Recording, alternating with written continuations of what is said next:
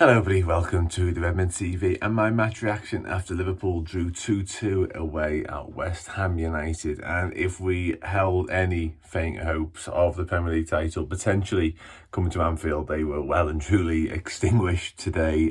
Just fizzling out really, it feels like the season now in a lot of ways. And it's going to be hard to regroup and sort of get up for these last few games, I guess, in many senses. But we're going to have to, for Jurgen Klopp's sake, more than anything else, we're going to have to try and do it for him, if that is indeed possible, because, like I say, ultimately, in terms of title challenge now, that looks like it's gone, looks like it's beyond us, if it wasn't prior to today. Disappointing as well. I think particularly first half, it was really pedestrian, it was really slow. I mean, Jurgen Klopp came out this week and said he wasn't waving the white flag, and I quite appreciated and quite enjoyed the fact that he said that. And you think, okay, you know, let's go there and put in a performance sort of befitting of that. But for 45 minutes we did, and it was anything but. West Ham weren't particularly brilliant either, don't get me wrong. We had moments in that first half. Luis Diaz was at the heart of a lot of them. Hit the post as well, Diaz. There was the penalty was given, but Diaz was offside in the build-up to that. It's probably two penalties, to be honest with you. One for a foul and one for a handball. But other than those moments I mentioned there, Liverpool didn't really create anything from open play necessarily. And of course, we were undone once again by another set piece. It's becoming all too commonplace, this now. We need to take a little bit of personal pride now, defending and keeping clean sheets as well, because we are far too easy to create big moments up against, and certainly when it comes to corners and free kick deliveries. And this was another one. Jarrod Bowen.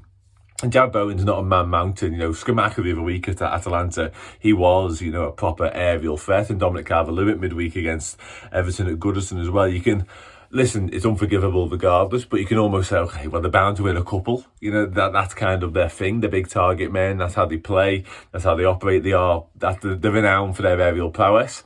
Jarrod Bowen isn't that. Like, Jarrod Bowen can't be given that much room to get a header on target. It's a brilliant header, to his credit, but he should never, ever be allowed to do that inside the Liverpool penalty area, and it's just not good enough. Cody Gakpo's culpable. He turns away from it instead of actually going and dealing with it. And listen, he's not a defender, but still, you've got to be stronger than that, like I say. So, yeah, really poor first half. Much better second, to be fair, and we turned it around quite quickly.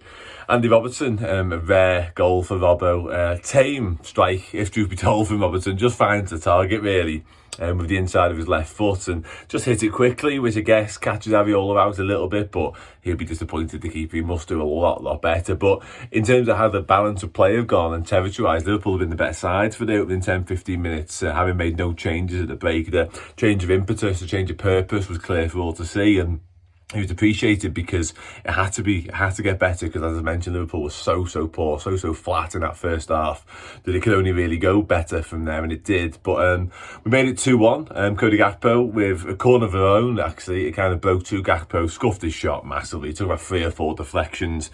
I think one off Souček, one off Ogbonna, and then it kind of hits Aviola on the back of the elbow and finds its way in, and you think, okay, scrappy, scuffy, but we'll take it in the way we're going. But yeah, we weren't able to hold on. There was a chance, Alexis McAllister had a chance to make a 3-1, which could have killed the game off as a contest, but it didn't take it. Lovely little dink ball from Trent. McAllister gets his header. Kind of telegraphed it a little bit, give Aviola a chance of saving it, and he did. Could have potentially headed it kind of the way it was going, just glanced it as opposed to any power. But yeah, ultimately, we get caught at the other end. Alisson actually isn't great for this, because a cross comes in sort of prior to the goal about 20-35 seconds earlier, and he just doesn't deal with it at all. It's really odd. And thereafter we get caught from another cross into the penalty area. Joel Quanta's a little bit no man's land. I'm not going to be too critical of him because he's been excellent, and he's actually really good for the most part today, but Mikel Antonio's left unmarked, and he punished us with another well taken headed goal against Liverpool, which is becoming all too familiar. And yeah, disappointing. Not a defeat, obviously, but listen, we're not in the business of not losing games, we're in the business of winning games. So yeah, painful, and it does feel, like I said at the top, it does feel like the season's fizzling out a little bit, going out with a little bit of a whimper, which is definitely not how it was supposed to be. In terms of performers, I thought Luis Diaz was brilliant once again. I thought Trent looked back to his old self with his use of the ball and stuff like that. He was excellent. Harvey Elliott was really good, hit the bar later on. Harvey Elliott as well, should mention that, a wonderful strike from him. Interesting moment with Salah and Jurgen Klopp before Salah came on, arguing. Darwin Núñez had to act as peacemaker, which is which is saying something. Yeah, I'm not quite sure what to make of that yet. It'd be interesting to see if anything comes off the back of that. But with all the talk and the speculation about Mo Salah and his future right now, obviously we know Jurgen's going, so not really a question there. That is interesting. Something to keep an eye on. And like I say, I'm intrigued to see if anything's said in the post-match stuff about that, because wasn't a great look, to be honest with you. And when Darwin Núñez is acting as peacemaker, then something has gone wrong. Let's put it that way. So often is it the other way around. Yeah, ultimately frustrating. I'm going on now. Liverpool, yeah, not at it once again. Anyway, up the Reds. See you soon.